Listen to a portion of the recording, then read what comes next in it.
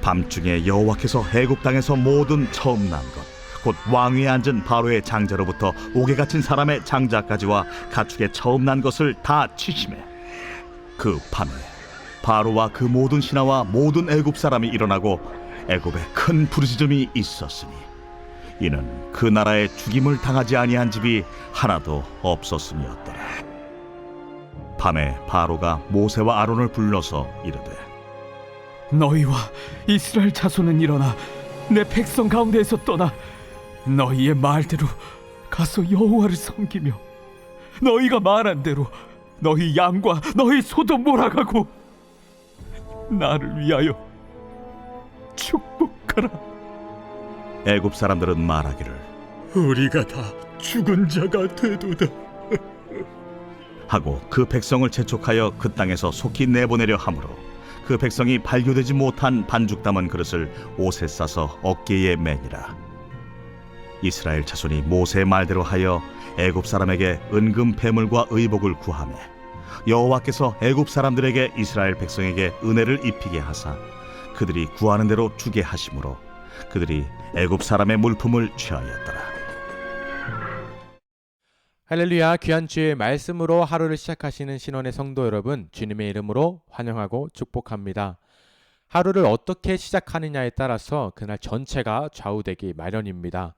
그러나 말씀을 사모하며 나오신 여러분은 오늘 하루도 능히 승리하실 줄 믿습니다. 오늘 본문에 보니까 드디어 이스라엘 백성이 애굽을 떠나게 됩니다. 29절부터 30절에는 애굽의 죽음의 그림자가 드리워진 모습을 기록하고 있습니다. 모두가 깊이 잠든 그때 애굽 땅에 처음 난 모든 것은 죽음을 맞이하고 있습니다. 왕의 장자는 물론이고요, 옥에 갇혔다고 예외가 아닙니다. 심지어 가축이 낳은 첫 새끼는 다 죽음을 맞이하게 됩니다.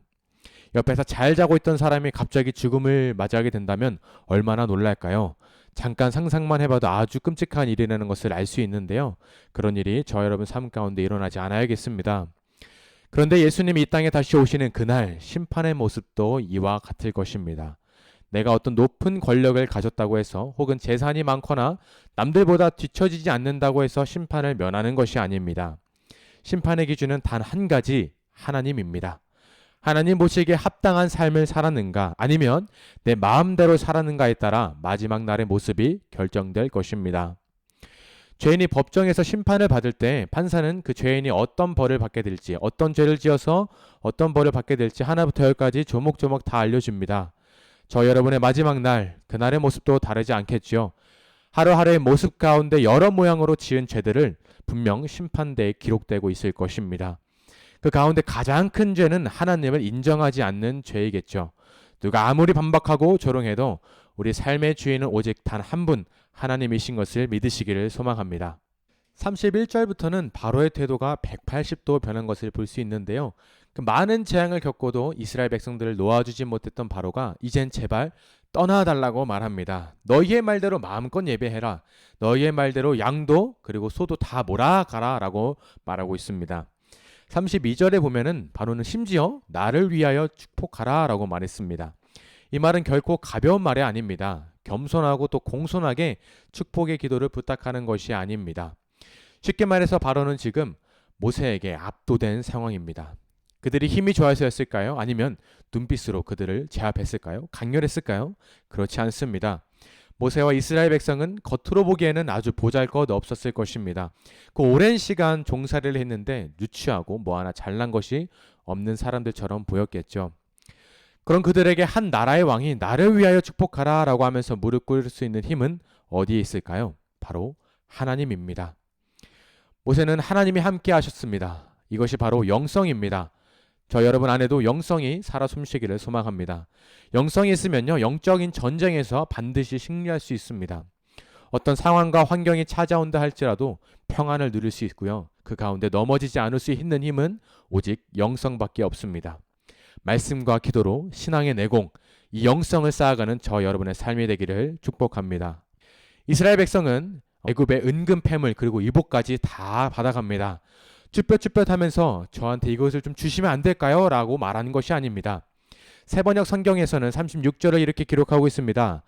주님께서는 이스라엘 백성이 이집트 사람에게 환심을 사도록 하셨으므로 이집트 사람들은 이스라엘 자손의 요구대로 다 내어주었다. 430년 동안 종살이를 하면서 임금은 고사하고 먹을 것이나 제대로 받았을까요? 당연히 받아야 할 것들을 받지 못하는 것만큼 억울하고 화나는 일은 없을 것입니다. 그런데 그 마지막 날, 애굽을 떠나는 그 마지막 날에 이스라엘 백성들은 지금까지 받지 못했던 모든 부와 영광보다 더 많은 것을 누리는 것을 볼 수 있습니다. 그날 밤 이스라엘 백성들이 애굽을 떠날 때, 벗어날 때 사람의 힘과 능력은 나타나지 않았습니다. 애굽의 장자들은 다 죽어나가고 비명소리가 가득할 때 모세와 이스라엘 백성들은 끝까지 하나님만 의지한 것을 오늘 본문을 통해 볼 수 있습니다. 어떤 조롱이나 핍박에도 동요하지 않았습니다. 하나님이 말씀하시는 대로 순종했고 문설주의 피를 발랐습니다. 그리고 잠잠히 하나님이 일하실 그 타이밍, 그때만 기다린 것을 볼 수 있습니다. 나의 생각과 계획, 인간적인 욕심을 버리고 하나님만 기대하고 하나님께 순종할 때 역사가 일어날 줄 믿습니다. 오늘 하루를 어떻게 살아가시겠습니까? 하나님만 믿고 또 의지하면서 따라갈지, 아니면 끝까지 내 생각이 맞다면서 주장하실지 옳은 결정을 하시는 저와 여러분의 오늘 하루가 되시기를 축복합니다. 이 시간 다 같이 기도하도록 하겠습니다. 사랑의 하나님, 주님은 언제나 우리 곁에 계시는 분인 줄 믿습니다. 주님의 그 크신 능력과 권능을 앞에 두고도 여전히 저의 생각이 앞섰다면 이 시간 용서해 주시옵소서. 모세와 이스라엘 백성들이 애굽을 벗어나기까지 주님이 하신 약속만 붙잡은 것처럼 우리의 삶도 주님의 말씀과 언약을 붙잡는 귀한 삶이 되도록 인도해 주시옵소서. 살아계신 예수님의 이름으로 기도했습니다.